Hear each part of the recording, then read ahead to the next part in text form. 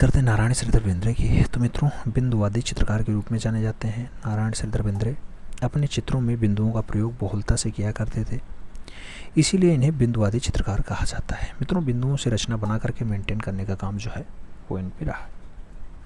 जन्म की अगर बात करते हैं, इंदौर में इनका जन्म होता है। मध्य प्रदेश में इंदौर पाया जाता है। आप जानते हैं 1910 यानी 1910 में इनका जन्म हो जाता है।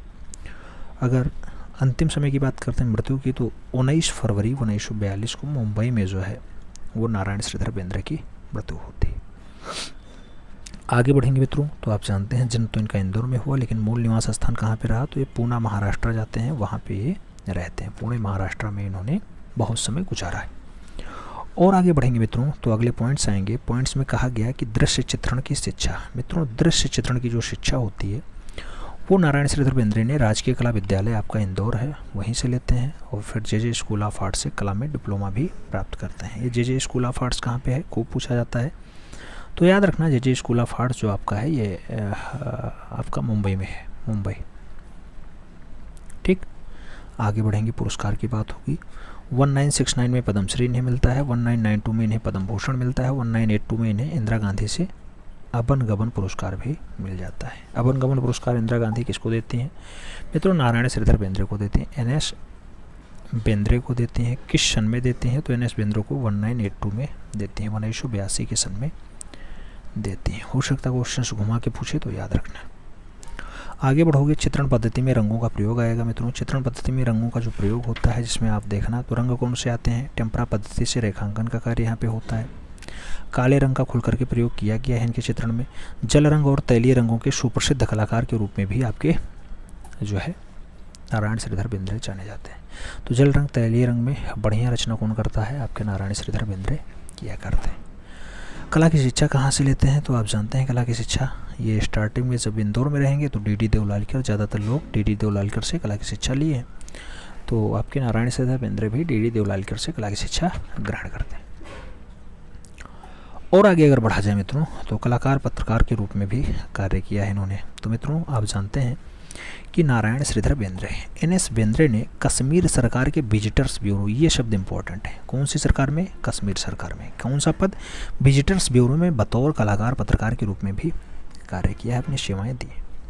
पुरस्कार की अगर बात करते हैं, 1941 में इन्हें बॉम्बे आर्ट सोसाइटी का स्वर्ण पदक मिलता है, यानी गोल्डन पुरस्कार से नवाजा जाता है बॉम्बे आर्ट सोसाइटी के।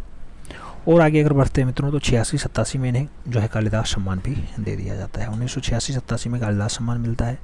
1955 में थार यानी कांटे के लिए ललित कला अकादमी का राष्ट्रीय पुरस्कार भी मिलता है। थार इनकी बहुत अच्छी रचना है, कांटे इनकी बहुत अच्छी रचना है। किस सन में इन्हें पुरस्कार मिलता है ललित कला का? 1955 में मिलता है, 1955 में मिलता है। आगे बढ़ेंगे मित्रों, 1969 में पद्मश्री और 1992 में पद्म भूषण का सम्मान मिलता है। क्या मिलता है? 1992 में पद्म भूषण का सम्मान मिलता है। और आगे अगर आप बढ़ते हैं मित्रों, तो व्याख्याता नियुक्त किए जाते हैं। कहाँ पे? एज अ प्रोफेसर के रूप में नियुक्त होते हैं, व्याख्याता के रूप में नियुक्त होते हैं।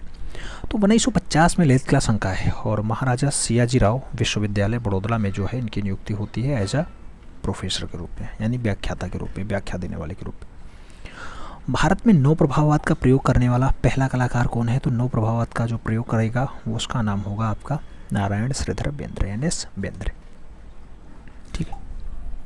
और आगे बढ़ना, कहा जाता है नारायण श्रीधर बेंद्रे ने प्रभाववादी और घनवादी शैली अपना करके अपनी रेखाओं को जीवंतता प्रदान करने का काम किया है। यानी इन्होंने प्रभाववाद में भी काम किया और घनवाद में भी काम किया है, अच्छे से काम किया है। इस पर इन्होंने खूब ज़्यादा अपनी सुर्खियाँ बटोरी है। प्रमुख चित्रों की अगर बात करते हैं तो बहुत सारी रचनाएं हैं। श्रृंगार हो, ज्येष्ठ की दोपहरी हो, युवती हो, सब बहुत अच्छी रचनाएं हैं मित्रों। देखना, प्रमुख चित्रों की अगर बात करते हैं, रचना याद रखना, श्रृंगार, कंधे पर बच्चा, लकड़ी का गट्ठर उठाते हुए, फूल बेचने वाली, लकड़ी काटने वाली, युवती, ज्येष्ठ की दोपहरी, दार्जिलिंग की चाय बागानों में युवती, गाय और बछड़ा, तोता और चमेलियन। इसके साथ जो अन्य रचनाएं होती हैं मित्रों, जैसे आप देखना तो राजस्थान का ग्रामीण हो गया, काठियावाड़ का ग्रामीण हो गया, बनारस का घाट हो गया, ये सब रचनाएं जो है वो नारायण श्रीधर बेंद्रे की बढ़िया रचनाएं होती हैं। अन्य चित्रों की बात करते हैं तो अन्य चित्रों में इनकी बहुत सारी रचनाएं आएंगी मित्रों। जो रचनाएं आती हैं उसमें आप देखना तो गपशप नामक चित्र को कैनवास पर तैल रंग में बनाने का काम किसका रहा है? वो भी आपके एनएस बेंद्रे का रहा है, एनएस बेंद्रे का रहा है। सूरजमुखी की अगर बात करते हैं तो ललित कला मोनोग्राफ में मुख्य दर्शन में छपा हुआ है आपका सूरजमुखी का दृश्य। ये पूछा जाएगा कि ललित कला के मोनोग्राफ में किसका सूरजमुखी का दृश्य छपा हुआ है, तो वो सूरजमुखी का जो दृश्य बनाया गया है वो एन.एस. बेंद्रे के द्वारा बनाया गया है। नारायण श्रीधर बेंद्रे के द्वारा बनाया गया है, वही छपा हुआ है, याद रखना है। सौराष्ट्र का वारवाड़ अगर बात करते हैं तो सौराष्ट्र का वारवाड़ 1956 की रचना है, बहुत अच्छी रचना है, एन.एस. बेंद्रे की रचना है। स्टेशन पर दो यात्री की अगर बात करते हैं तो स्टेशन पर दो यात्री रचना भी किसकी है, आपकी नारायण श्रीधर बेंद्रे की अच्छी रचनाओं में शुमार है। और रचनाओं की बात करें, बुद्ध पूजा बहुत अच्छी रचना है मित्रों, किसकी, नारायण श्रीधर बेंद्रे की। याद रखना ये शब्द, केवल याद रखने से काम बनेगा। बुद्ध पूजा नारायण श्रीधर बेंद्रे की रचना है। अमरनाथ तथा कश्मीर के दृश्य, अमरनाथ और कश्मीर के दृश्य जैसी बढ़िया रचना किसके द्वारा बनाई गई, नारायण श्रीधर बेंद्रे के द्वारा बनाई गई। वही नारायण श्रीधर बेंद्रे जिनका जो जन्म होता है वो आपके इंदौर में होता है, और जो जिनकी मृत्यु होती है वो मुंबई में होती है। जिनकी शिक्षा जो है वो भी इंदौर से स्टार्ट होती है और मुंबई तक जाती है, जे स्कूल ऑफ आर्ट्स में जो कला की शिक्षा ग्रहण करते हैं। आगे बढ़ेंगे मित्रों, पोर्ट्रेट ऑफ अ हाउस की अगर बात करते हैं, पोर्ट्रेट ऑफ अ हाउस रचना किसकी है, एन.एस. बेंद्रे की होती है। पोर्ट्रेट ऑफ अ हाउस के बाद आप गली का आकर्षण देखना, ये भी रचना आपके नारायण श्रीधर बेंद्रे की है। मैसूर की नंदी अगर बात करते हैं, ये भी आपके नारायण श्रीधर बेंद्रे की है। हर की पौड़ी की अगर बात करते हैं तो हर की पौड़ी बहुत अच्छी रचना होती है, नारायण श्रीधर बेंद्रे के द्वारा बनाई गई। घुमक्कड़ की अगर बात करते हैं मित्रों, जो घुमक्कड़ रचना है वो भी आपकी किसकी है, एन.एस. बेंद्रे की है, एन.एस. बेंद्रे की है। और आगे आप देखना मित्रों तो बहुत सारी रचनाओं में, जैसे सपाट रंगों में प्रकृति की सत्यता को प्रदर्शित करने का चित्र कौन कौन सा रहा है, तो आप देखना सपाट रंगों में इन्होंने प्रकृति की जो है सत्यता को दर्शाने का काम किया है। इसमें कौन कौन से चित्र आते हैं इनके, मैसूर बुल, मैसूर बुल, मैसूर का बैल, बुल माने होता है सांड मित्रों, ठीक है। आदिवासी रचना इनकी है। फ्रूट सेलर रचना है। सनफ्लावर रचना है। A girl with in red umbrella, एक लड़की लिए है लाल छाता। यह ऐसा दृश्य जो बनाया गया है वो आपके नारायण श्रीधर बेंद्रे के द्वारा बनाया गया। वही नारायण श्रीधर बेंद्रे जिनकी दार्जिलिंग की चाय उदी बहुत फेमस है, कंधे पर बच्चा बहुत फेमस है, ज्येष्ठ की दोपहरी बहुत फेमस है, तोता और चमेलियन बहुत अच्छी रचनाएं मानी जाती हैं। चाहे मैसूर की नंदी हो, चाहे वो गली का आकर्षण हो, चाहे पोर्ट्रेट ऑफ अ हाउस हो, सारी रचनाएं इंपॉर्टेंट है। उन्होंने a girl with red umbrella को भी दर्शाया है, मैसूर बुल को भी दर्शाया है, फ्रूट सेलर को भी दर्शाया और आदिवासी को भी बहुत अच्छे से चित्रित किया है। उम्मीद है सारे पॉइंट्स आपके समझ में आए होंगे। नारायण श्रीधर बेंद्रे से जुड़ा हुआ समस्त पॉइंट्स आपसे जुड़ा रहा है, समस्त पॉइंट आपके दिमाग में बैठा होगा। आगे बढ़ेंगे, भावेश चंद्र सान्याल का नाम आता है मित्रों। भावेश चंद्र सान्याल अगर बात करते हैं तो भावेश चंद्र सान्याल को grand old man of the art कहा जाता है। Grand old man of the art यानी कला का सम्राट कहे गए पुकारा जाता है। इनको शताब्दी पुरुष भी कहा जाता है क्योंकि मात्र 103 वर्ष ये जो है जीवित अवस्था में रहे। जन्म इनका 1902 में डिब्रूगढ़ असम में होता है। उपलब्धि की अगर बात करते हैं, चित्रकार भी हैं, मूर्तिकार भी हैं, ग्राफिक कलाकार भी हैं, लेकिन फेमस किस में ज़्यादा हैं, आपके चित्रकार के रूप में। इन्होंने अनेक मूर्ति शिल्प भी बनाए हैं, मूर्तियों में भी इन्होंने कम काम नहीं किया है वीसी सान्याल ने। कला की शिक्षा की अगर बात करते हैं मित्रों, आप जानते हैं government college of arts and craft Kolkata में ये कला की शिक्षा ग्रहण करते हैं। कला विद्यालय से ही पर्सी ब्राउन और जेपी गांगुली के निर्देशन में इन्होंने बहुत सारे काम किए हैं। किसके काम किए हैं मित्रों, पर्सी ब्राउन और जेपी गांगुली के निर्देशन में बहुत सारे कार्य किए। और आगे बढ़ना, माध्यम आएगा मित्रों। माध्यम में कौन कौन सा है, तो इन्होंने आप देखा तो जल रंग और तैलीय रंगों में काम किया है। और सचिव की अगर बात करते हैं तो किस में सचिव के पद पे रहे हैं, दिल्ली शिल्पी चक्र के सचिव के पद पे रहे, उसके साथ चेयरमैन भी रहे, क्योंकि दिल्ली शिल्पी चक्र की जो स्थापना है बीसी सान्याल के द्वारा ही की जाती है। सम्मान की बात करते हैं, भारत सरकार द्वारा इन्हें पद्म भूषण दिया जाता है। पद्म भूषण कब दिया जाता है, 1984 में दिया जाता है। पद्म भूषण कौन सा सम्मान है, आपका तीसरा महत्वपूर्ण सम्मान माना जाता है। 1992 में ललित कला भी इन्हें सम्मानित करती है। 1992 में ललित कला का सम्मान भी इन्हें मिलता है। प्रिय रंग की अगर बात करते हैं तो सबसे प्रिय रंगों में कौन कौन सा आता है, आपका लाल रंग, पीला रंग, नीला रंग, ये सब प्राथमिक रंगों की श्रेणी में है। सभी इनके प्रिय रंग हैं, लाल, पीला, नीला। और अगर ब्रस्ट साइज मूर्तियों के निर्माण की अगर बात करते हैं तो 1929 में कोलकाता से लाहौर जाकर के लाला लाजपत राय की ब्रस्ट साइज की मूर्ति का निर्माण किसने किया था, तो आपके बीसी सान्याल के द्वारा किया जाता है। बीसी सान्याल के द्वारा ब्रस्ट साइज में लाला लाजपत राय को बनाया गया है, उकेरा गया है। दृश्य कला में भारत का सर्वोच्च पुरस्कार अगर बात करते हैं तो भारत का सर्वोच्च पुरस्कार किसमें, दृश्य कला में दिया गया। ललित कला अकादमी के फेलोशिप और उसके साथ फॉर लाइफ टाइम अचीवमेंट कब दिया गया? 1980 में मिलता है। गैलरी 26 की स्थापना नई दिल्ली में जोगेन चौधरी के द्वारा की जाती है। दिल्ली में दिल्ली शिल्पी चक्र की स्थापना 25 मार्च 1941 को आपके भावेश चंद्र सान्याल के द्वारा ही किया जाता है। लाहौर कॉलेज ऑफ आर्ट्स में क्या रहे हैं? प्रधानाचार्य रहे हैं। कब रहे मित्रों? 1937 में बीसी सान्याल यहाँ पे प्रधानाचार्य रहे। 1937। फिल्म से कलाकार के तौर पर अभिनय किया तो ड्रामा ऑफ द विंड, ये 1997 की रचना है, याद रखना। Film dam of the wind, dam of the wind जो फिल्म है किसके निर्देशन में, किसकी कलाकारिता के बीच जो है संपन्न होती है? बीसी सान्याल अभिनय करने का काम करते हैं इसमें। नेपाल सरकार में कला शिक्षा सलाहकार कौन बनता है? तो ये पूछा जाता है, नेपाल सरकार में कला शिक्षा के लिए सलाहकार कौन बनता है? 1955 में बनते हैं आपके बीसी सान्याल जी बनते हैं, बीसी सान्याल जी बनते हैं। नाम इंपॉर्टेंट है, आपको याद रखने की ज़रूरत है मित्रों। नारी चित्रण के लिए बहुत अच्छे कलाकार होते हैं। नारी आकृतियों में निराशा और उसके साथ व्यथा के संदर्भ में चित्रण का कार्य किया जाता है। इन्होंने नारी को सदैव श्रद्धा के रूप में देखने का काम किया है। केएस कुलकर्णी के प्रमुख चित्रों की बात करते हैं। पनघट पर है, कार्यरत है, कौल है, खेल है, मस्क है, टोकरी लिए एक लड़की है, ये सब रचनाएं किसकी हैं? आपकी बीसी सान्याल की ही मानी जाती हैं। बीसी सान्याल की ये सब बढ़िया रचनाएं होती हैं। और आगे अगर बढ़ते हैं मित्रों तो आगे आता है कि मोतीलाल नेहरू रचना किसकी है? तो मोतीलाल नेहरू रचना भी बीसी सान्याल के द्वारा उकेरी गई है। और आगे बढ़ना, संयोजन जो है 1957 में आता है। राधा कृष्णन आपका बीसी सान्याल के द्वारा बनाया जाता है। संजीव रेड्डी की अगर बात करते हैं, ऐसी रचना किसने बनाई? तो ये भी रचना आपकी बीसी सान्याल के द्वारा उकेरी जाती है। 1929 में कलकत्ता से लाहौर जाकर के लाला लाजपत राय की ब्रस्ट साइज की मूर्ति का निर्माण किया।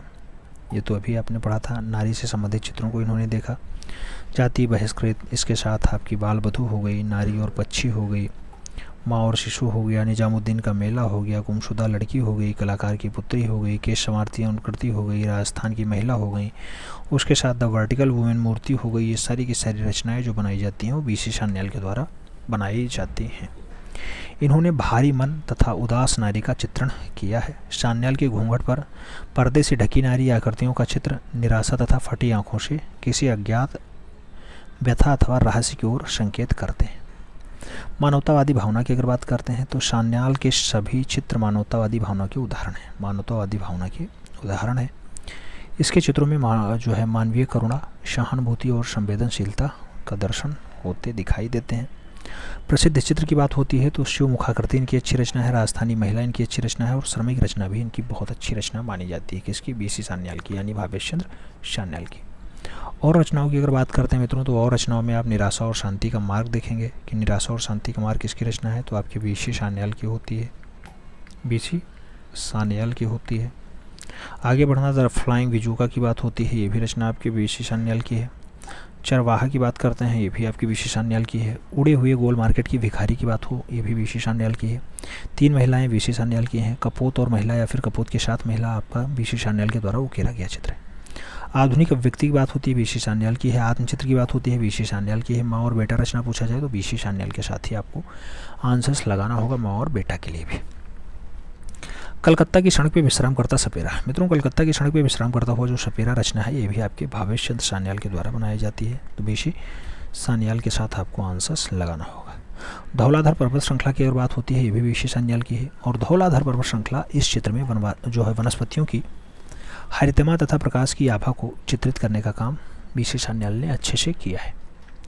सान्याल के चित्रों में समाज को समसामयिक समस्याओं का साथ साथ राष्ट्रीयता और देश प्रेम का परिचय देखने को मिल जाता है। ग्रामीण परिवेश के चित्रों में लहलहाते खेत खलिहान और ग्राम्य प्रकृति को प्रमुखता के साथ जो है बीसी सान्याल ने दर्शाया है। शिव मुखाकृति नामक चित्रों में केसों के घुमाव और उसके साथ संहार के तत्वों को छिपाए देने का काम भी बीसी सान्याल ने अच्छे से किया है। तो कहने का मतलब ये है कि जो है बीसी सान्याल एक अच्छे कलाकार के साथ साथ एक अच्छे चित्रकार भी रहे हैं, एक अच्छे मूर्तिकार भी रहे हैं। जिन्होंने 3 बार कर लेना, एक कलाकार ऐसा जो 2 से 3 प्रश्न अकेले ला सकता है, ऐसा विवादित कलाकार।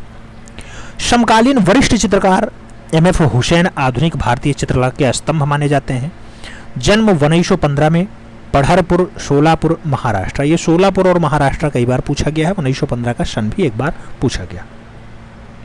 शिक्षा जो है इंदौर कला विद्यालय मध्य प्रदेश में होती है। कला गुरु इनके डी देवलालीकर होते हैं। यही लिए पूछा जाता है कि जो है देवलालीकर से मकबूल फिदा हुसैन ने कला की शिक्षा कहाँ कहाँ की, तो आपको लगाना होता है कि इंदौर में ग्रहण की। आगे बढ़ें। हुसैन प्रोग्रेसिव आर्टिस्ट ग्रुप के प्रणेता होते हैं और इन्होंने सिनेमा होल्डिंग्स में पेंटर के रूप में भी कार्य किया। ये पॉइंट बहुत इंपॉर्टेंट है मित्रों, पूछा जाएगा। अपने जीवन की स्टार्टिंग सिनेमा के पोस्टर को बना करके स्टार्ट किया, कौन सा कलाकार होगा? मकबूल फिदा हुसैन होगा। आगे बढ़ें। पहला पुरस्कार इन्हें कब मिलता है? मित्रों इन्हें जो पहला पुरस्कार मिलता है वो ललित कला अकादमी की पहली राष्ट्रीय प्रदर्शनी में प्राप्त होता है। पहली राष्ट्रीय प्रदर्शनी में प्राप्त होता है।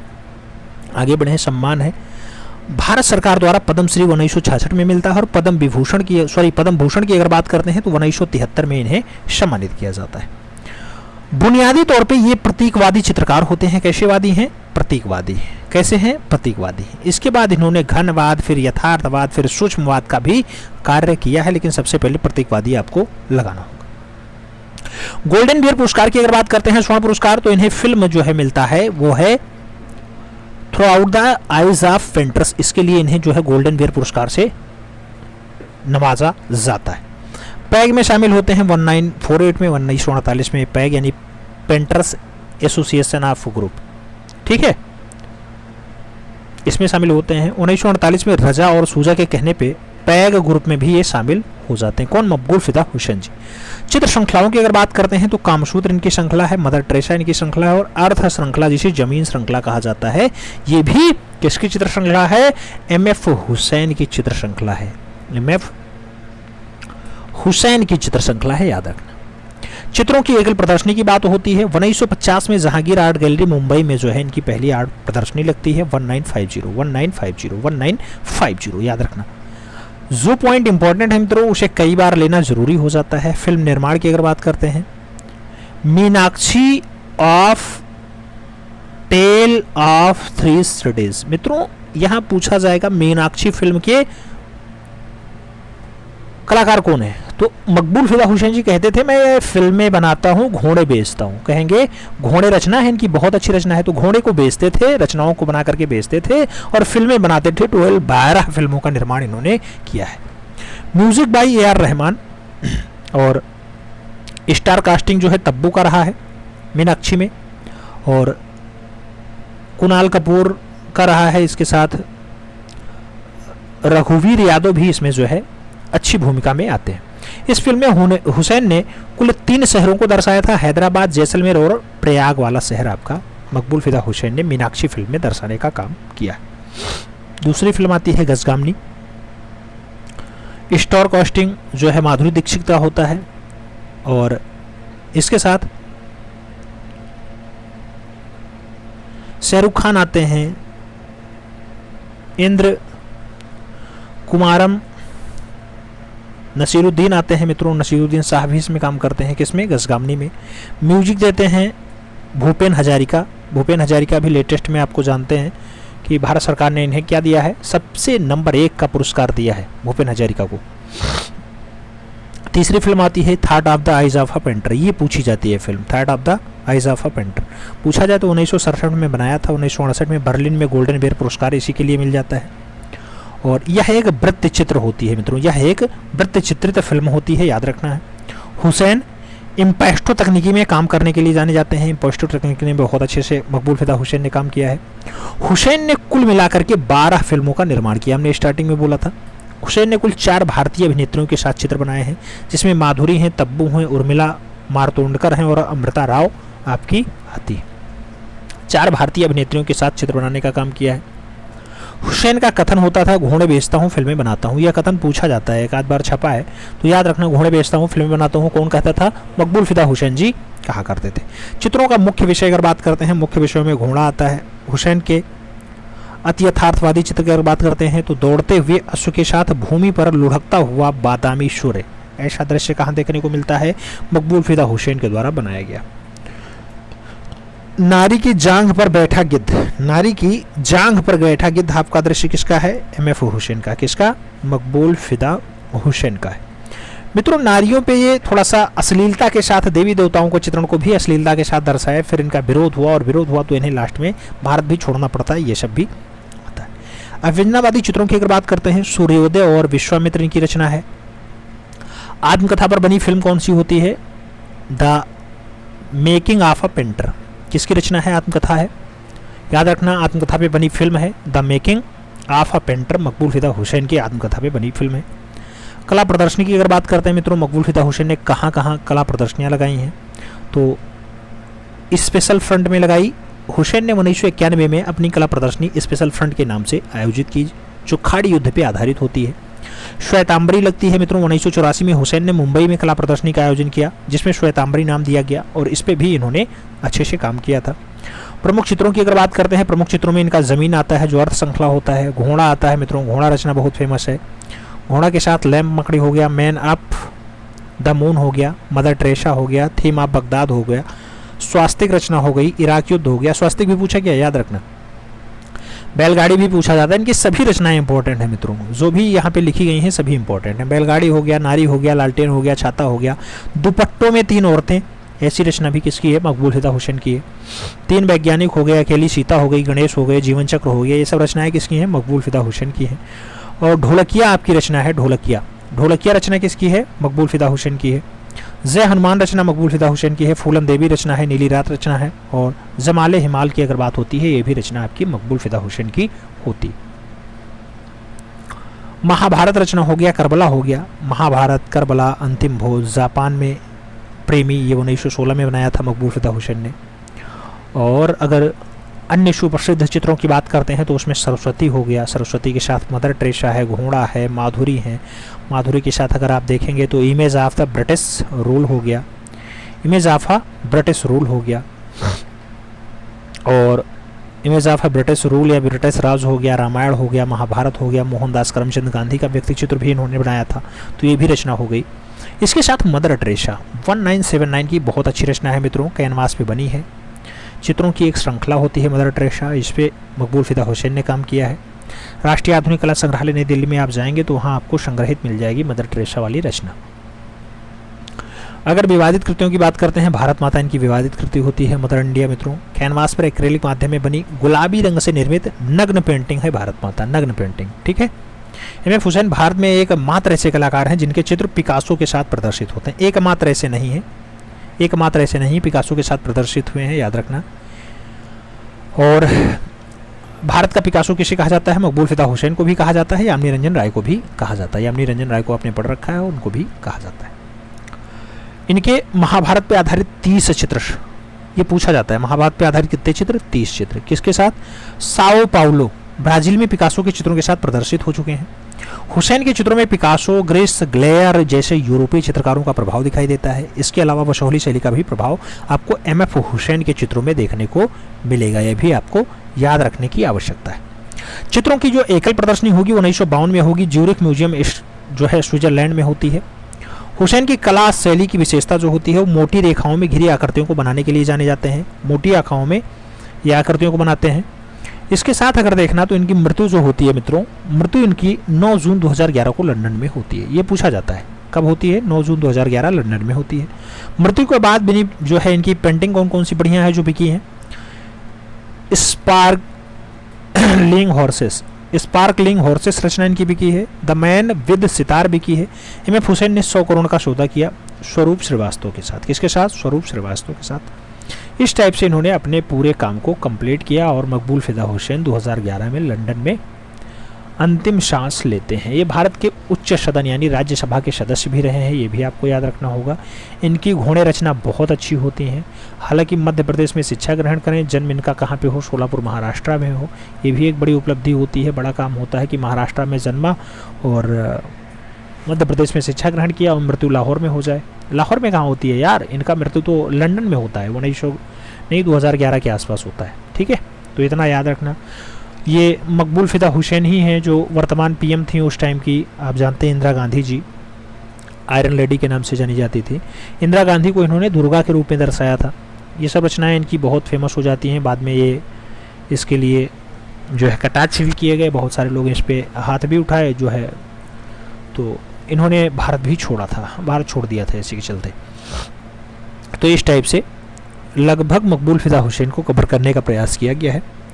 आगे बढ़ेंगे, अगला कलाकार नाम आएगा के एस कुलकर्णी का। के एस कुलकर्णी की अगर बात करते हैं, कृष्ण श्याम राव कुलकर्णी इनका पूरा नाम होता है। के एस कुलकर्णी एक प्रतिष्ठावान सामाजिक कलाकार रहते हैं। जन्म इनका 1918 में होता है। शिक्षा जे स्कूल ऑफ आर्ट्स मुंबई में होती है। उपलब्धियां चित्रकार, मूर्तिकार और ग्राफिक कलाकार के रूप में जाने जाते हैं के एस कुलकर्णी। अध्यक्ष और सदस्य की अगर बात करते हैं मित्रों, तो शिल्पी चक्र के अध्यक्ष होते हैं 25 मार्च 1949 को। 1974 से 1976 तक ललित कला अकादमी दिल्ली के अध्यक्ष भी रहते हैं, और ललित कला अकादमी यूपी के भी अध्यक्ष कौन रहे हैं? के एस कुलकर्णी जी रहे। 1945 में त्रिवेणी कला संगम के सदस्य बनते हैं और त्रिवेणी कला संगम की स्थापना भी करने में खास भूमिका निभाते हैं के एस कुलकर्णी। 1972 से 78 तक बनारस हिंदू विश्वविद्यालय में ललित कला संकाय के डीन के पद पे, डीन नहीं होता है, डीन होता है मित्रों, डीन के पद पे जो है कार्यभार संभालते हैं। और जो चित्रकारी का मुख्य विषय है ग्रामीण जीवन होता है मित्रों। ये ग्रामीण जीवन पे बहुत अच्छे से काम किए हैं। ग्रामीण जीवन की चित्रों के मुख्य विषय होते हैं। प्रमुख चित्रों की अगर बात करते हैं, किसान और गाय हो गया, श्रृंगार हो गया, कथावाचक जो उच्च कोटि की रचना मानी जाती है वो भी के एस कुलकर्णी के द्वारा बनाई गई है। के एस कुलकर्णी के द्वारा बनाई गई। आज के टेस्ट में भी आपको शायद ये क्वेश्चन देखने को मिला था। प्रसिद्ध कथावाचक कौन रहा है? तो आपके के एस कुलकर्णी। कृष्णा रेड्डी का जन्म जो है 1925 में होता है और जो मृत्यु है वो 2018 में होती है। जन्म की बात करते हैं, 15 जुलाई 1925 को नंदनूर, तित्तूर जिला, मद्रास में जो है कृष्णा रेड्डी का जन्म होता है। मृत्यु की बात करते हैं, 25 अगस्त 2018 को न्यूयॉर्क यूएसए में इनकी दुखद मृत्यु हो जाती है। बात शिक्षा की करेंगे। शिक्षा जो है इन्होंने slide school of fine arts London से ही ग्रहण किया है। तो slide school of fine arts London में किसने शिक्षा ग्रहण किया? कृष्णा रेड्डी के द्वारा शिक्षा ग्रहण की गई। अगर विख्याति की बात करते हैं, किस रूप में इन्हें प्रसिद्धि मिली है, तो प्रिंट मेकिंग, मूर्तिकला और चिपचिपाहट मुद्रण के लिए बहुत अच्छे कलाकार के रूप में जाने जाते हैं। आगे बात करेंगे मित्रों, अगला पॉइंट अध्ययन के लिए आता है। अगर आप अध्ययन की बात करते हैं तो नंदलाल बोस के साथ विश्व भारती विश्वविद्यालय कला भवन शांति निकेतन में जो है कला से मास्टर की डिग्री के साथ स्नातक की डिग्री ये ग्रहण करते हैं। आगे बढ़ें, मास्टर की बात करें तो इंटेग्लियो पेंटिंग मेकिंग में इन्होंने मास्टर की डिग्री ग्रहण की है। इस पे स्टार लगा लेना, क्वेश्चंस पूछा जाता है मित्रों कि कृष्णा रेड्डी की उपाधि किस में रही या कृष्णा रेड्डी की मास्टर, तो याद रखना इंटेग्लियो प्रिंट मेकिंग में इनका बहुत अच्छा योगदान रहा है। आगे बात करेंगे, अगला नाम आएगा मित्रों इनसे जुड़ा हुआ पुरस्कार। और पुरस्कार आप जानते हैं कि इन्हें भारत का चौथा महत्वपूर्ण पुरस्कार मिलता है और वो चौथा महत्वपूर्ण पुरस्कार बहुत इंपॉर्टेंट है मित्रों। पद्मश्री पूछा जाता है तो कृष्णा रेड्डी को कला में उनके विशिष्ट योगदान के लिए 1972 में पद्मश्री पुरस्कार दिया जाता है।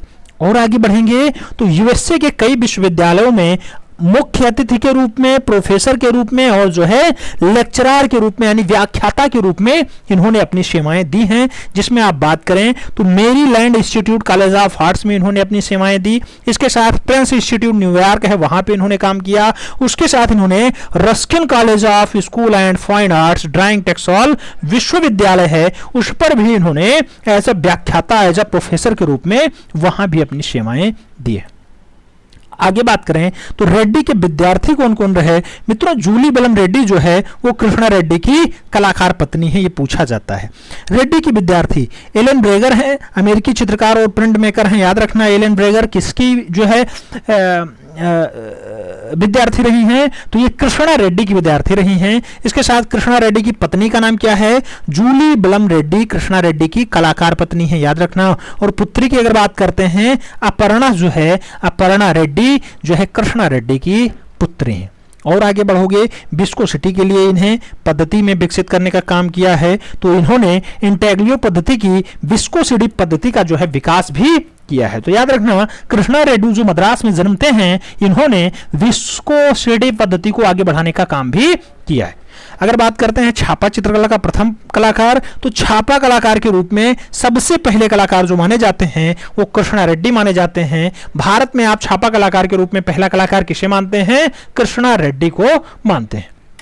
और आगे बढ़ेंगे मित्रों, आधुनिक भारतीय चित्रकला के इतिहास में छापा कला को सबसे पहले, छापा कला के सर्वप्रथम कलाकार कौन? आपके कृष्णा रेड्डी जी, याद रखना, पॉइंट पूछा जाएगा। मूर्ति कला और उत्कीर्ण कला की शिक्षा कहां से करते हैं? तो मित्रों जब मूर्ति कला की बात आती है या फिर उत्कीर्ण चित्रण की बात आती है तो आपको याद रखना होगा ओस्पियन जाडकिन के द्वारा इन्होंने शिक्षा ग्रहण की। इसके साथ स्टैनली बिलियन हेटर यानी इनसे छापा कला का जो है शिक्षा कृष्णा रेड्डी के द्वारा ग्रहण किया जाता है। इलिएटर 17 की अगर बात करते हैं, इलिएटर 17 यह एक स्टेडियम होता है जिसकी स्थापना 1927 में स्टैनले बिलियम हेंटर के द्वारा की जाती है। कृष्णा रेड्डी ने छापा कला का प्रशिक्षण इलिएटर 17 से ही प्राप्त किया है। ये खूब पूछा जाता है, कृष्णा रेड्डी जो भारत के पहले छापा कलाकार होते हैं, इन्होंने छापा कला की शिक्षा कहां से ग्रहण की? तो इलिएटर जो है 17 से ही ग्रहण की। किसके निर्देशन में? रेड्डी इलिएटर 17 के निर्देशन में इन्होंने शिक्षा ग्रहण की। आगे बात करना, 1965 की बात आती है। 1965 के बाद कृष्णा रेड्डी इलिएटर 17 के सहयोगी निर्देशक नियुक्त होते हैं और हेटर के सहयोगी निर्देशक के रूप में इन्होंने अपनी सेवाएं दी हैं।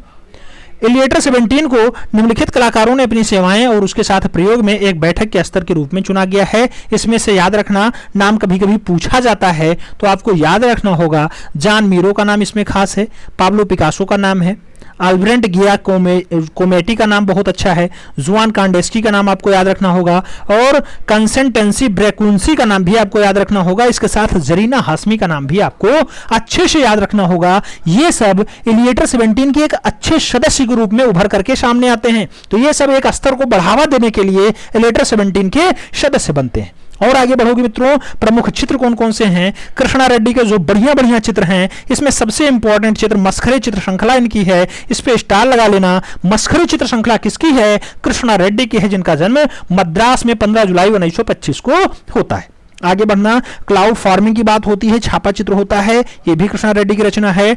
और जो है डिमॉन्स्ट्रेशन की अगर बात होती है, ये भी कृष्णा रेड्डी की बहुत अच्छी रचना है। इसके साथ जर्मिनेशन की बात हो, कृष्णा रेड्डी की रचना है। लहर की बात हो, कृष्णा रेड्डी की रचना है। भंवर की बात हो, 1962 में भंवर को बहुत अच्छे से, बेब को बहुत अच्छे से कृष्णा रेड्डी ने बनाया। स्टार लगा लेना मित्रों, पूछा गया क्वेश्चन है भंवर, आपका स्टार लगा लेना भंवर के ऊपर।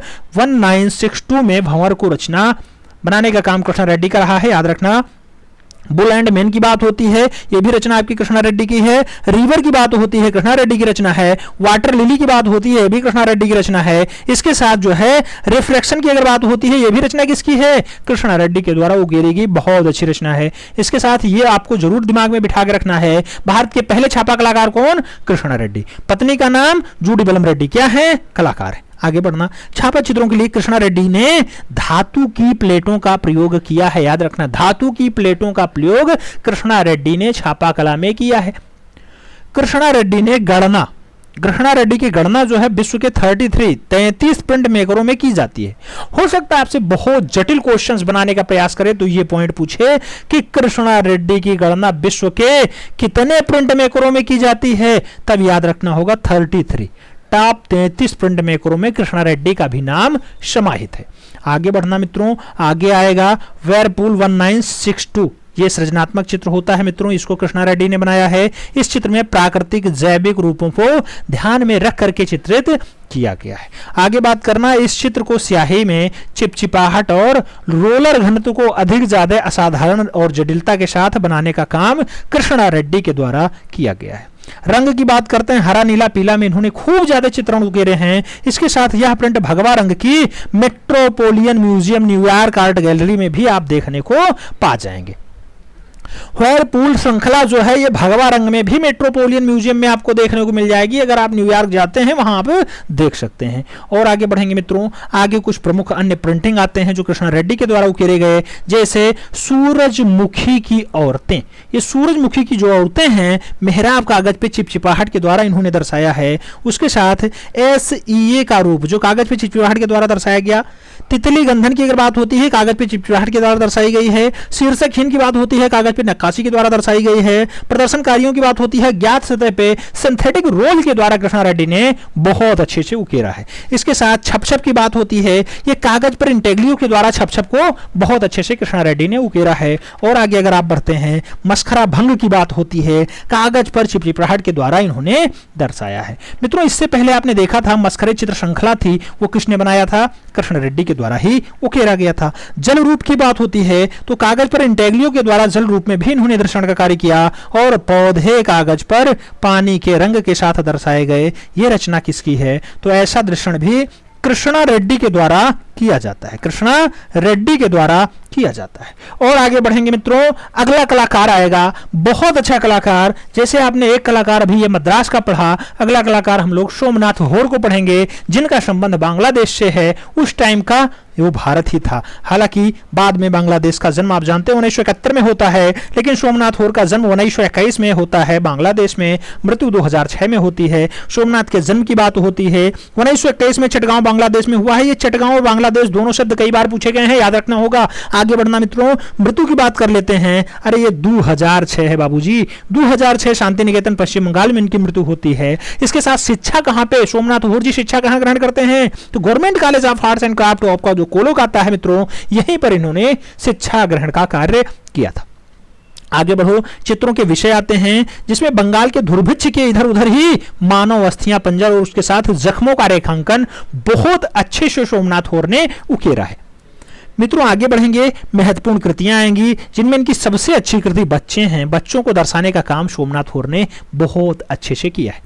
अगर राष्ट्रीय पुरस्कार की बात करते हैं, सोमनाथ होर जी को 1963 में ललित कला अकादमी नई दिल्ली का राष्ट्रीय पुरस्कार भी मिलता है, जो अपने आप में एक गौरवान्वित कर देने वाला पल होता है। और आगे बढ़ेंगे, प्रसिद्धि के पात्र क्या क्या हैं, तो सोमनाथ होर का प्रसिद्धि प्रिंट मेकर, चित्रकार, मूर्तिकार, म्यूरलिस्ट, इसके साथ और क्या हो सकता है, छापाकार के रूप में भी हो सकता है मित्रों। तो एक बढ़िया छापाकार भी हैं। अधिक प्रसिद्धि छापाकार के रूप में ही मिलती है, किसको, सोमनाथ होर को।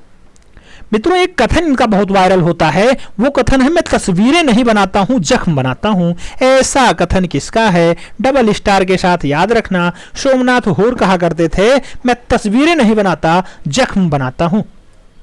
जिंदगी के जख्मों के कलाकार कौन है मित्रों, सोमनाथ होर को ही माना जाता है। कांस्य मूर्ति में मां और बच्चा को बहुत अच्छे से किसने उकेरा है, तो कांस्य मूर्ति में मां और बच्चा को बनाने का काम सोमनाथ होर का रहा है। सोमनाथ होर बहुत अच्छे कलाकार हैं, जो कांस्य माध्यम में मां और बच्चा को बनाए। मित्रों मां और बच्चा, मां और शिशु बहुत कलाकारों ने उकेरा है। भारत के पिकासो के द्वारा ही ये चरण किया गया है। आप जानते हैं कि यामिनी रंजन राय के द्वारा भी मां और बच्चा श्रृंखला बनाई गई, बहुत अच्छी है। लेकिन अब सभी की अलग अलग रचनाएं हैं, सभी के अलग अलग रचना स्रोत होते हैं, सभी का अलग अलग संगठनात्मक चित्र होता है, तो उनसे अलग अलग प्रसिद्धि मिलती है। और आगे बढ़ेंगे, अगला पॉइंट आएगा, सोमनाथ होर को मई 1974 में और उसके साथ अक्टूबर 1977 तक सोमनाथ होर जो है वियतनाम स्वतंत्रता संघर्षों के लिए चिरस्थायी बनने के लिए एक बड़े कांस्य मूर्ति शिल्प की रचना की, जिसको मदर विथ चाइल्ड कहा गया। 5, 13, 6 इंच में इसकी लंबाई चौड़ाई ऊंचाई का रेशियो दिया गया। लास्ट वैक्स प्रोसेस की अगर बात करते हैं, सोमनाथ होर ने वियतनाम में व्यथित स्वतंत्रता संग्राम के सेनानियों को लास्ट वार प्रोसेस के माध्यम से तराशा है। इसके साथ विजिटिंग प्रोफेसर के रूप में इन्होंने कार्य किए हैं। ग्राफिक कला संकाय, ललित कला संकाय, महाराजा सियाजी राव विश्वविद्यालय बड़ोदरा में एज अ विजिटिंग प्रोफेसर के रूप में किसने अपनी सेवाएं दी, तो वो कलाकार जो बहुत अच्छा कलाकार है, चिटगांव बांग्लादेश में जिनका जन्म होता है, नाम होता है सोमनाथ होर, उनके द्वारा किया गया। सोमनाथ होर का नाम आपको याद रखना होगा। पद्म भूषण की बात करते हैं, तीसरा महत्वपूर्ण पद्म जो है भूषण होता है मित्रों, 2007 में मरणोपरांत इन्हें दिया जाता है। आप जानते हैं कि 2006 में इनकी मृत्यु हो जाती है शांति निकेतन पश्चिम बंगाल में। आगे बढ़ेंगे, कलाकृतियों की बात होती है। आप जानते हैं या तो कलाकार से कलाकृति पूछी जाती है, या कि उनके जन्म के बारे में या उनकी शिक्षा के बारे में पूछ लिया जाता है। कलाकृतियों में फुटपाथ पर सो रहा बच्चा रचना बहुत अच्छी है, लिनोकट माध्यम में 1956 में सोमनाथ होर ने बनाया। ग्रुप मीटिंग की बात होती है, 1953 की रचना है। वुड एंग्रो वेटिंग की बात करते हैं, बहुत अच्छी रचना है मित्रों, बहुत अच्छी कलाकृति है सोमनाथ होर की। और आगे बढ़ेंगे, मां और बच्चा आप जानते हैं 56 में काष्ठीय चित्र में बनाया था। इसके साथ पीठ पर या पीठ को दर्शाने का काम 1973 में काष्ठीय चित्र में किया गया, किसके द्वारा, सोमनाथ होर के द्वारा किया गया। भूख की बात होती है, भूख रचना जो है 1977 की है, लिथियोग्राफ माध्यम में सोमनाथ होर ने उकेरा है, बहुत अच्छी कलाकृति मानी जाती है, याद रखना। आगे बढ़ेंगे, चीख, चीख रचना 1985 के है मित्रों, कांस्य मूर्ति शिल्प में इन्होंने चीख को दर्शाने का काम किया है। रचना इंपॉर्टेंट है, पूछी गई है, इसलिए इसे भी याद रखना होगा। कुत्ता रचना जो 1985 की रचना है, मूर्ति शिल्प है, बहुत अच्छी है, किसके द्वारा बनाई गई, सोमनाथ होर के द्वारा बनाई जाती है। आगे बढ़ना, मिथुन रचना आती है 1976 की है। सफेद पर सफेद की बात होती है, यह चित्र श्रृंखला है मित्रों सोमनाथ होर की। और आगे आप बढ़ते हैं तो बच्चे रचना इनके आते हैं। बुड्स कला श्रृंखला में इन्होंने बच्चे को दर्शाया है, जो रचना किसकी है, आपके सोमनाथ होर जी की है। किसकी है, सोमनाथ होर जी की है, दर्शाया है। जन्म की बात करते हैं 21 अगस्त 1940 को निज़ामपुर आंध्र प्रदेश में जो है के लक्ष्मण गौड़ का जन्म होता है। पूरा नाम कलाल लक्ष्मण गौड़ इनका होता है। क्या नाम है? कलाल लक्ष्मण गौड़। और प्रसिद्धि किस रूप में है? तो इनकी जो प्रसिद्धि है मित्रों वो ग्राफिक कलाकार के रूप में रही है। ग्राफिक कलाकार के रूप में के लक्ष्मण गौड़ की प्रसिद्धि रही है। कला में डिप्लोमा की अगर बात करते हैं मित्रों, कहाँ से पढ़ाई की है कला में diploma? Government college of arts and craft जो है हैदराबाद में है, वहाँ से इन्होंने कला में डिप्लोमा लिया। किसने? के लक्ष्मण गौड़ ने, जिनका जन्म आंध्र प्रदेश में हुआ है। आगे बात करते हैं, भारत सरकार इन्हें पद्म श्री से नवाजती है, जो भारत का चौथा महत्वपूर्ण पुरस्कार है। कौन से सन में? 2016 में जो है के लक्ष्मण गौड़ को पद्म श्री से भारत सरकार नवाजती है। और आगे बढ़ेंगे मित्रों, तो अगला पॉइंट दिया गया कि भित्तीय चित्रकला का अध्ययन। तो ये भित्तीय चित्रकला के लिए के जी सुब्रमण्यम की देखरेख में ललित कला संकाय और महाराजा सियाजी राव विश्वविद्यालय बड़ोदरा जाते हैं। वहाँ पर जो है ये भित्तीय चित्रकारिता सीखते हैं, भित्तीय कला सीखते हैं। प्रमुख शिक्षक की बात करते हैं, Sarojini Naidu school of arts में एज अ टीचर के रूप में इन्होंने कार्य किया है। वहाँ पे एज अ शिक्षक के रूप में इन्होंने अपने कार्य किए। Fine art and communication Hyderabad विश्वविद्यालय में प्रमुख शिक्षक रहे। किस पे रहे? Fine art and communication Hyderabad. वहाँ पर ये प्रमुख रूप से शिक्षक के रूप में कार्य किए हैं। अगर चित्रों की विषय की बात करें मित्रों, तो के लक्ष्मण गौड़ के जो अच्छे अच्छे चित्र हैं उसमें से विषय क्या क्या इन्होंने चुने? तो सबसे पहला विषय जो इन्होंने चुना वो ग्रामीण संदर्भ में कामुकता का चित्रण। ग्रामीण संदर्भ में कामुकता को दर्शाने का काम बहुत अच्छे से, बहुत बारीकियों से के लक्ष्मण गौड़ ने किया है। इसके साथ शहरी ग्रिड के माध्यम से ग्रामीण और जनजातीय जीवंतता को अपना बचपन की यादों का व्याख्यान करना, ये भी जो है के लक्ष्मण गौड़ ने सीखा है, अपने चित्रों के माध्यम से उकेरा है। मोनोक्रोम ग्रेस में से एक पैलेट में ग्राम्य जीवन का उत्कृष्ट चित्र का निर्माण किसने किया है? तो ये भी इनके विषय में रहे हैं। के लक्ष्मण गौड़ ने इस पे बहुत अच्छे से काम किया है। प्रमुख चित्र की बात करते हैं मित्रों, कौन कौन से चित्र के लक्ष्मण गौड़ के फेमस हैं? तो वुमेन इन इंटीरियरशिप, ये गॉस माध्यम में इन्होंने बनाया है। इंटीरियरशिप में जो है वुमेन है, ऐसा रचना के लक्ष्मण गौड़ के द्वारा दर्शाया जाता है। चित्रों की प्रदर्शनी इनकी कहाँ कहाँ लगी मित्रों? तो जब इनका जन्म जो है कहाँ से जुड़ा हुआ है? आपके आंध्र प्रदेश से जुड़ा हुआ है। तो इनके चित्रों की प्रदर्शनी भी जहाँ से इन्होंने शिक्षा ग्रहण की, government college of arts and craft Hyderabad, तो वही कला भवन हैदराबाद में इनकी पहली प्रदर्शनी भी लग जाती है। आगे बढ़ोगे मित्रों, आगे कहा जाता है समकालीन भारतीय चित्रकार। भारत का त्योहार संग्रहित royal academy of India London में भी इनका जो है काम हुआ है। 1882 में चित्रों की प्रदर्शनी लगी। फेस्टिवल ऑफ इंडिया यूएसए 1985 में प्रदर्शनी लगी। National gallery of modern art new Delhi में भी इनकी जो है प्रदर्शनी लगी है। दिल्ली आर्ट गैलरी में भी इनकी प्रदर्शनी लगी और जहांगीर आर्ट गैलरी मुंबई में भी के लक्ष्मण गौड़ के चित्रों की प्रदर्शनियाँ लग चुकी हैं। अगर बात करते हैं मित्रों के लक्ष्मण गौड़ के अन्य चित्रों में कौन कौन सा फेमस है, तो जैसे दो महिलाएं बहुत अच्छी हैं, फैमिली बहुत अच्छी है, लेडीज विथ। अन्य चित्रों की अगर बात करते हैं, आदमी रचना बहुत अच्छी है, महिला और पेड़ रचना बहुत अच्छी है, लेडी विथ फ्लावर्स की बात होती है, ये रचना भी बहुत अच्छी है। फैमिली की बात होती है, सेरीग्राफ और पेपर पे बनाया गया है, ये रचना इंपॉर्टेंट है। दो महिलाएं जो है एचिंग के माध्यम से इन्होंने दर्शाया है, ये भी रचना बहुत अच्छी रचना मानी जाती है। चित्र के संग्रह की बात होती है, सालार जंग संग्रहालय हैदराबाद में चित्र रखे हुए हैं। कहाँ पे रखे हैं? सालार जंग संग्रहालय हैदराबाद में आप देख सकते हैं। ग्लेनबरा संग्रहालय जापान है, वहाँ पर भी आप के लक्ष्मण गौड़ के चित्र देख सकते हैं। इसके साथ national gallery of modern art नई दिल्ली में भी कुछ चित्र आप देख सकते हैं के लक्ष्मण गौड़ के। दिल्ली आर्ट गैलरी में भी आपको कुछ डाटा दिखाई दे जाएंगे के लक्ष्मण गौड़ के चित्रों के, तो ये भी आपको याद रखने की आवश्यकता है। तो ये नाम के लक्ष्मण गौड़ के साथ था, जिसका पूरा नाम कलाल लक्ष्मण गौड़ होता है, जिसका निजामपुर आंध्र प्रदेश में 1940 में जन्म होता है। उम्मीद है इनसे जुड़ा हुआ अगर क्वेश्चन आएगा तो आप लोग कर ले जाएंगे। अब आगे बढ़ेंगे और ज्योति भट्ट को पढ़ेंगे। ज्योति भट्ट की बात होती है, 1934 में इनका जन्म होता है। आगे पुरुष लिखा हुआ है, कहने का मतलब यह है कि ज्योति भट्ट पुरुष हैं, याद रखना। बहुत सारे लोग जानते हैं महिला। जन्म 12 मार्च 1934 भावनगर गुजरात में ज्योति भट्ट का होता है। आगे बात करेंगे मित्रों, कहा जाता है पूरा नाम क्या है? ज्योतिन्द्र शंकर भट्ट इनका पूरा नाम होता है, ज्योतिन्द्र शंकर भट्ट। प्रसिद्धि किस रूप में है? तो कला और प्रिंट मेकिंग में आधुनिकतावादी कार्यों के लिए ये जाने जाते हैं। चित्रकला और प्रिंट मेकिंग में आधुनिकतावादी कार्यों के लिए ज्योति भट्ट फेमस हैं। चित्रकला का अध्ययन कहाँ से किए हैं? तो ललित कला संकाय महाराजा सियाजीराव विश्वविद्यालय बड़ोदरा से इन्होंने ललित कला में शिक्षा ग्रहण किया है। मित्रों याद रखना, ज्योति भट्ट का जन्म कहाँ हुआ? भावनगर गुजरात में हुआ। कब हुआ? 1934 में हुआ। आगे बात करना, कहा गया फ्रेस्को और भित्तीय कला का अध्ययन कहाँ से हुआ?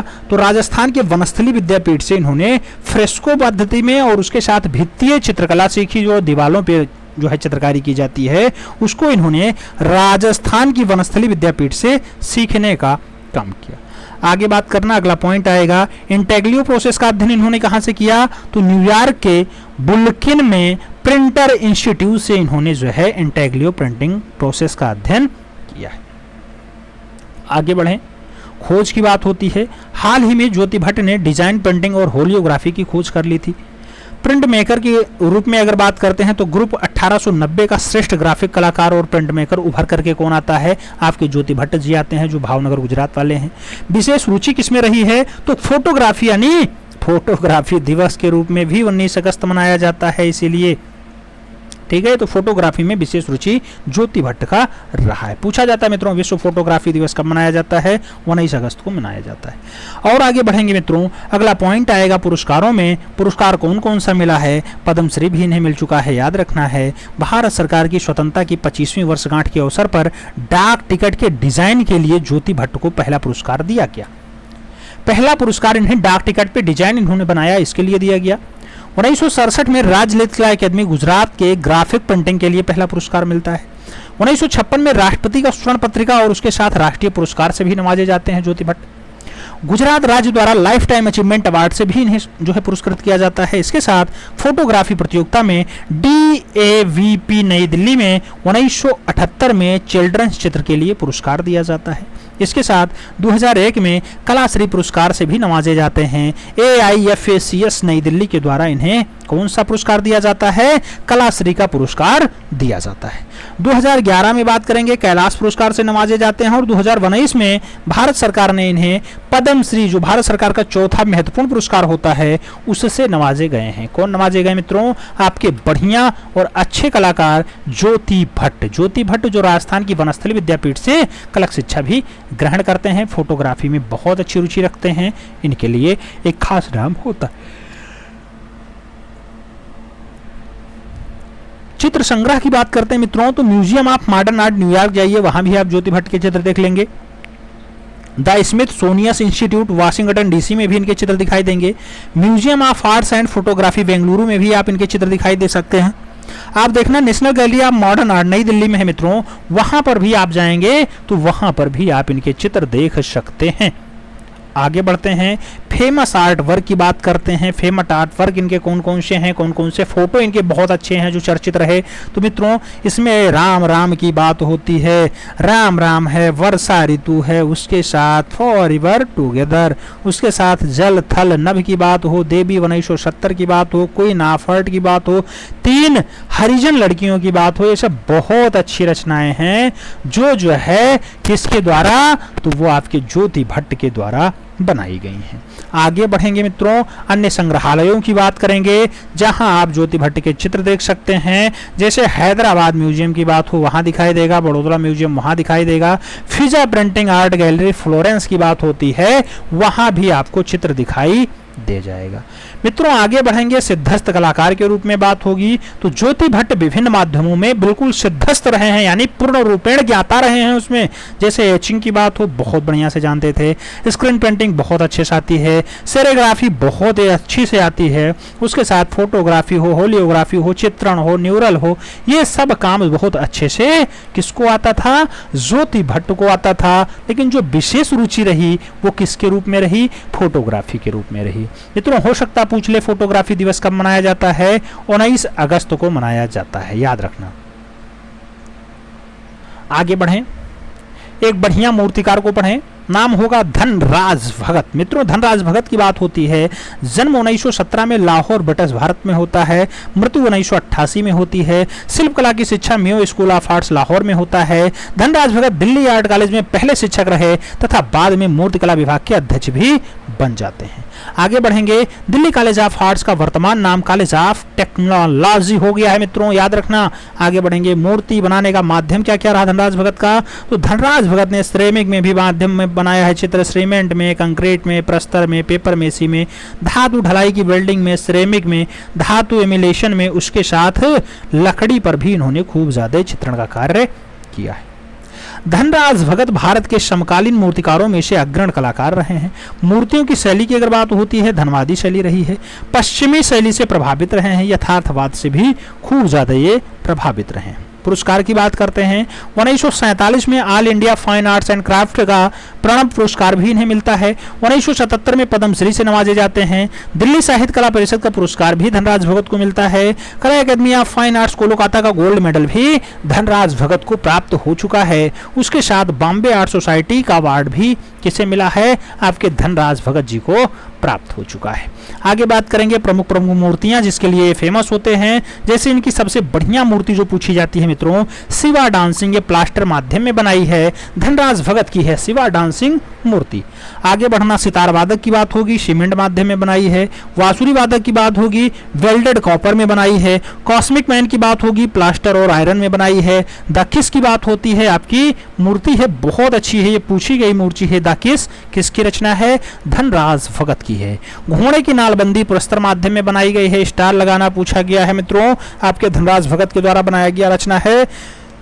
द किंग की बात होती है, वुड एंड वॉस नेल्स माध्यम में इन्होंने बनाया है किंग को। यह भी रचना बहुत अच्छी रचना मानी जाती है धनराज भगत की। आगे बात करते हैं, खड़ी हुई महिला जैसी बढ़िया रचना किसकी है? तो आपके धनराज अमरनाथ सहगल का। जन्म 1922 में और मृत्यु 2007 में। जन्म फरवरी 1922 में कैंपबेलपुर ब्रिटिश भारत में इनका जन्म होता है। मृत्यु 28 दिसंबर 2007 को नई दिल्ली भारत में हो जाती है। प्रसिद्धि किस रूप में है? तो बढ़िया मूर्तिकार हैं आपके अमरनाथ सहगल जी, चित्रकार हैं, कला शिक्षक हैं और कवि भी रहे। अमरनाथ सहगल एक प्रख्यात भारतीय आधुनिकतावादी मूर्तिकार, चित्रकार, कवि और कला शिक्षक के रूप में जाने जाते हैं। कला शिक्षा का अध्ययन अगर बात किया जाए मित्रों, तो 1950 में न्यूयॉर्क यूनिवर्सिटी ऑफ एजुकेशन से कला की शिक्षा में आपने जो है अध्ययन ग्रहण किया, यानी कला शिक्षा ग्रहण की। कला शिक्षक की बात करते हैं, कहाँ इन्होंने पढ़ाया है? तो कॉलेज ऑफ आर्ट्स दिल्ली में इन्होंने एज अ टीचर के रूप में कार्य किया है। अगर महत्वपूर्ण शिल्प रचना की बात करते हैं मित्रों, यानी मूर्तियों की बात करते हैं, तो क्राइज अनहर्ड यानी अनसुनी चीखें, ये इंपॉर्टेंट रचना है मतलब सुनकर रोता है। ये कांसा माध्यम में अमरनाथ सहगल ने बनाया है। ये रचना बहुत इंपॉर्टेंट है, इस पर डबल स्टार लगा के रखना। दूसरा है एगिवॉस क्राइज, ये पीड़ा रोती है। ऐसा दृश्य भी किसने बनाया है? प्रख्यात शिल्पी अमरनाथ सहगल के द्वारा बनाया गया। आगे बढ़ेंगे, मानवता के प्रति समर्पित शिल्प की अगर बात होती है मित्रों, तो सांप्रदायिक सद्भावना का स्मारक इन्होंने बनाया है, मोमेंट ऑफ कम्युनिटी हारमोनियम, और उसके साथ homage to love and no violence, प्रेम और अहिंसा की श्रद्धांजलि जैसी बढ़िया रचना भी इन्हीं की है। मित्रों, अगर पुरस्कार की बात होती है तो पुरस्कार इन्हें केंद्रीय ललित कला अकादमी नई दिल्ली द्वारा स्वर्ण पदक और राष्ट्रीय पुरस्कार भी सम्मानित किया गया। फोर्ड फाउंडेशन फेलोशिप और उसके साथ केंद्रीय ललित कला अकादमी में फेलोशिप भी इन्हें मिल चुका है। शिल्पी बनाने का जो माध्यम रहा है, मिट्टी और कांसा दोनों में इन्होंने बहुत अच्छी रचनाएं बनाई हैं। अगर पुरस्कार की बात करते हैं तो अमरनाथ सहगल जी को 1993 में ललित कला अकादमी का फेलोशिप और ललित कला अकादमी पुरस्कार भी मिल जाता है। आप जानते हैं मिट्टी और कांस्य में खूब ज़्यादा रचना बनाए, कला शिक्षक भी रहे, कवि भी रहे, मूर्तिकार भी रहे, चित्रकार भी रहे, तो एक खासी उपलब्धि इनके पास रही है। दूसरा जो पुरस्कार मिलता है ललित कला द्वारा पदत्त कला में सर्वोच्च सम्मान मिलता है और 2008 में भारत सरकार पद्म भूषण से सम्मानित करती है। मरणोपरांत। आप जानते हैं इनकी मृत्यु 2007 में हो जाती है, इसलिए 2008 में इन्हें पद्म भूषण जो तीसरा महत्वपूर्ण सम्मान है वो दिया जाता है। भित्ति चित्र बनाने की बात करते हैं तो 1957 में भारत के पहले राज्य सम्मेलन केंद्र विज्ञान भवन के लिए भित्ति रचना किसने बनाई? अमरनाथ सहगल जी के द्वारा बनाई जाती है। कांस्य भित्ति चित्र की बात होती है। ग्रामीण और आधुनिक भारत का चित्रण करता हुआ 40 फीट से 140 फीट तक फैला हुआ यह चित्र इन्होंने 5 साल में पूरा किया था। किसने? अमरनाथ सहगल जी ने। अमरनाथ सहगल जी के द्वारा ऐसा काम किया गया। सहगल जी के द्वारा ऐसा रचना मेंटेन किया गया। कविताओं के संग्रह की बात करते हैं मित्रों, आप जानते हैं ये बढ़िया कवि भी रहे, तो इनकी कविताओं के संग्रह हैं। सहगल एक कवि भी थे, इनके कविताएं 2 संग्रह में आती हैं। एक तो लोन सोम जर्नी, ये 1996 में आती है, और एक नई सुबह की प्रतीक्षा, ये 1998 में आती है। दोनों कविताएं बहुत इंपॉर्टेंट हैं, दोनों का संकलन बहुत अच्छे से किया गया। मित्रों आगे बात करें तो अमरनाथ सहगल जी के बारे में और क्या कहा गया है? सहगल द्वारा डिजाइन की गई कांस्य मूर्तियां द कैप्टिक यानी बंदी, ये राष्ट्रीय महिला दिवस पर रोवेन द्वीप, केप टाउन, नेल्सन मंडेला की पूर्व जेल में स्थापित मूर्ति मानी जाती है। द कैप्टिक, बंदी वाली मूर्ति। और एक बड़ी पत्थर मूर्ति है जो aiming for excellence DDA Yamuna sports complex में यह स्थापित मूर्ति अमरनाथ सहगल के द्वारा ही बनाई जाती है। राजनीति पर शिकार लोगों पर मूर्ति शिल्प बनाने का काम किसका रहा? अमरनाथ सहगल जी का रहा। अमरनाथ सहगल जी से अगर क्वेश्चंस पूछा जाता है तो क्राइज अनहर्ड पूछा जाता है, यानी अनसुनी चीखें पूछा जाता है। इग्वस क्राइट्स की बात होती है, पीड़ता रोती हुई या फिर पीड़ा रोती हुई ऐसा दृश्य अमरनाथ सहगल ने बहुत अच्छे से उकेरा है, ये पूछा जाएगा। कभी कभी कला शिक्षक और कभी कभी मूर्तिकार के रूप में भी पूछ लिया जाता है, तो ये भी आपको याद रखने की जरूरत है। जन्म अगर पूछे तो कैंपबेल याद रखना, मृत्यु अगर पूछे तो नई दिल्ली याद रखना। इतना डाटा अमरनाथ सहगल के लिए पर्याप्त है। आगे बढ़ेंगे मित्रों, अगला नाम आएगा पीवी जानकी रमन का। पीवी जानकी रमन की अगर बात करते हैं मित्रों, 1930 में जन्म होता है, 1990 में इनकी मृत्यु होती है। जन्म 1930, प्रसिद्धि धातु मूर्ति और शिल्प में रहा है। विशाल पैनल बनाया उल्लू वाला। उल्लू के साथ इनका गिद्ध रचना भी बहुत अच्छा है। उसके साथ ईसा मसीह हो जाए या फिर वर्जिन हो जाए, हिंदू देवी देवताएं हो जाएं, इन सभी को पीवी जानकी रमन ने अच्छे से उकेरा है। मूर्तियों के माध्यम की बात करते हैं तो धातु और शिल्प माध्यम में इन्होंने मूर्तियों को बनाया है। जानकी रमन दक्षिण भारत की मूर्तिकला से ज्यादा प्रभावित रहे हैं। प्रमुख मूर्तियों की बात करते हैं, पीवी जानकी रमन की बढ़िया बढ़िया मूर्तियां कौन सी हैं? तो महिला है जो कॉपर शीट पे बनाया है, किंग है जो कॉपर एंड एनिमल में बनाया है, उल्लू आपका कॉपर शीट पे है, गणेशा आपका ओलेक्स कॉपर पे है, बिल्ली आपका कॉपर शीट पे है, कालिया मर्दन इंपॉर्टेंट रचना कॉपर शीट पे ब्रॉन्ज माध्यम में बनाया है। देवी भक्तों के साथ मित्रों कॉपर ब्रॉन्ज माध्यम में अमरनाथ सहगल नहीं, पीवी जानकी रमन के द्वारा बनाया गया है। याद रखना नाम, क्योंकि आपको एक ही सपना सजोना है, वो है आपका 148। मित्रों इस बार TGT आर्ट में आपको फाइनली सिलेक्शन लेना ही लेना है। आगे बढ़े मित्रों, शिक्षा की बात होगी। 1953 में government college of arts and craft जो चेन्नई में है, वहीं से फाइन आर्ट में इन्होंने डिप्लोमा किया था। फाइन आर्ट्स स्कल्पचर में डिप्लोमा के साथ साथ स्नातक की उपाधि भी आपके पीवी जानकी रमन जी लेते हैं। इसके साथ 1973 में हंगरी सरकार से मूर्तिकला में एक मानद डिप्लोमा भी प्राप्त करते हैं। जानकी रमन के मूर्ति शिल्प आकार और तकनीकी की दृष्टि से अनुपम माने जाते हैं। मूर्तियों में अधिक अलंकारिकता बताई जाती है, कहने का मतलब यह है कि ज्यादा अलंकारिकता दर्शाई गई है पीवी जानकी रमन के चित्रों में। सम्मान और पुरस्कार की बात करें तो 1964 से 66 में राष्ट्रीय पुरस्कार ललित कला अकादमी द्वारा मिलता है। 65 और 66 में मद्रास सरकार से ललित कला अकादमी पुरस्कार मिलता है। 1965 में सिल्वर मेडल मिलता है हैदराबाद आर्ट सोसाइटी के द्वारा। और 1973 की अगर आप बात करते हैं तो 1973 में बुडापेस्ट हंगरी के दूसरे द्विवार्षिक में ग्रांड प्रिक्स का अवार्ड भी इन्हें मिल जाता है। इसके साथ साथ 1973 में हंगरी सरकार से मूर्तिकला में मानद डिप्लोमा भी किसे मिलता है? आपके पीवी जानकी रमन जी को मिलता है। उम्मीद है मित्रों पीवी जानकी रमन से अगर कुछ पूछा जाएगा तो उससे जुड़ा हुआ क्वेश्चंस आप लोग कर ले जाएंगे। हालांकि विशाल पैनल में इनका उल्लू, गेंद, ईसा मसीह, वर्जिन, हिंदू देवी देवता है और इनकी अच्छी अच्छी जो मूर्तियां हैं उसमें महिला, किंग, उल्लू, गणेश, बिल्ली, कालिया मर्दन और देवी भक्तों के साथ वाला दृश्य इंपॉर्टेंट है, तो इसे आप अच्छे से दिमाग में बिठा के रखना। आगे बढ़ें, सांखो चौधरी के बारे में पढ़ें। मित्रों सांखो चौधरी की अगर बात करते हैं 1916 में जन्म, 2006 में मृत्यु होती है। 25 फरवरी 1916 को सांथाल परगना में बिहार में जो है सांखो चौधरी जन्म होता है। प्रसिद्ध मूर्तिकार हैं, घनवाद से प्रभावित रहते हैं। कला की शिक्षा 1939 में कला में बीए शांति निकेतन से करते हैं, जो वीरभूमि जिले में पड़ता है, पश्चिम बंगाल में। आगे बढ़ें, कलागुरु कौन है? रामकिंकर वैज हैं सांखो चौधरी के कलागुरु। 1980 में तंजानिया के देरुसलम विश्वविद्यालय में प्रोफेसर नियुक्त होते हैं। कौन? आपके सांखो चौधरी जी। पुरस्कार की अगर बात करते हैं मित्रों 1971 में पद्मश्री मिलता है, जो चौथा महत्वपूर्ण सम्मान है भारत सरकार का। राष्ट्रीय पुरस्कार और फेलो पुरस्कार के साथ साथ केंद्रीय ललित कला अकादमी नई दिल्ली में 1956 में इन्हें सदस्यता मिलती है। विश्व भारती शांति निकेतन के दसीकोत्तम पुरस्कार से भी सांखो चौधरी नवाजे जाते हैं। उसके साथ मध्य प्रदेश सरकार द्वारा कालिदास सम्मान और उसके साथ आदित्य बिड़ला पुरस्कार भी सांखो चौधरी जी को मिल चुका है। मूर्तियों बनाने का माध्यम क्या रहा? प्रस्तर में बनाए हैं, लकड़ी में बनाए हैं, इसके साथ क्या बनाए? धातु पत्र पर भी बनाए हैं। धातु पत्र के साथ सीमेंट पे बनाए हैं, कास्ट मेटल पे बनाए हैं।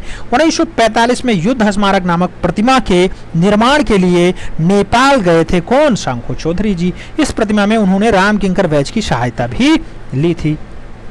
आगे बढ़े, सिद्धस्थ कलाकार तो नारी आकृति बहुत बढ़िया बनाते हैं। वन्य जीवन के अलावा पोर्ट्रेट में बहुत बढ़िया से काम करते हैं, यानी पोर्ट्रेट के लिए सिद्धस्थ कलाकार सांखो चौधरी जी।